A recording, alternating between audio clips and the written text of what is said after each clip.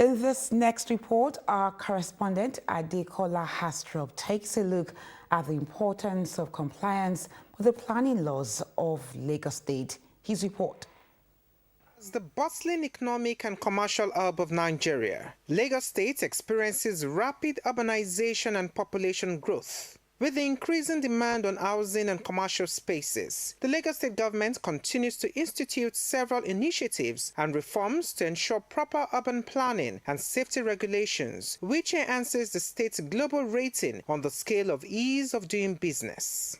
Although there are agencies responsible for evaluating construction proposals, ensuring projects meet the required standards, scrutinizing plans and specifications which are aimed at mitigating potential risks to public safety, cases of building collapse and flooding caused by disobedience of laws and regulations are on the increase.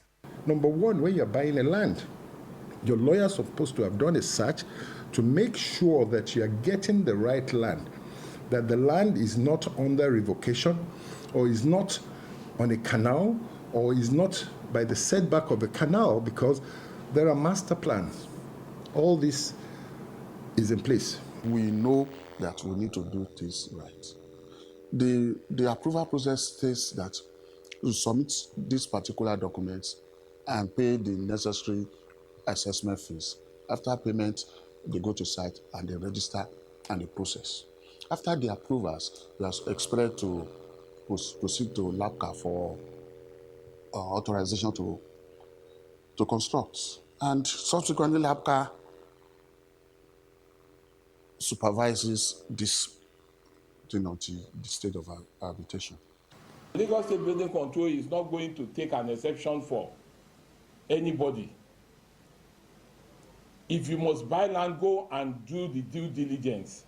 Go and do the search. Get the right professionals, lawyers, to look at it and give you the right information. And as from henceforth, any property built without building plan approval, without CFO will go. I'm going to enforce it. Some residents emphasize the need for effective synergy between relevant stakeholders and the need for awareness campaigns that will specify what and where to obtain various building permits. If you want to get a land, not talk of to building, you have to follow the due process. When you collect the approval from the federal government or the state government, whatever government, I don't think they can come to demolish your house. If you want to build your house, go to town planning, make a request on your land. They will say so land, you can buy it, you cannot buy before you commence your building and everything. While advocating for more seamless and public-friendly process of obtaining planning and building permits, experts say it is mandatory for residents to obtain planning permits and other building documentation before embarking on construction and engage professionals to rid the state of quackery in the built sector. There's another dimension to contravention. If you have approval, the law says if you didn't build within 2 years, you didn't erect anything, you're supposed to go back to the approving authority. In Lagos, it is LASPA, and seek for revalidation. Now, after getting planning permit, you're supposed to notify the agency in charge of building control. Have a permit, I'm starting my construction so date. So if they are not aware, you can't have what we call stage certification. That's why the entire system needs to be understood. And we told people, let professional advise you. Some advice are almost given free, so that you don't go and fall in the category of people that later government will pull down your structure.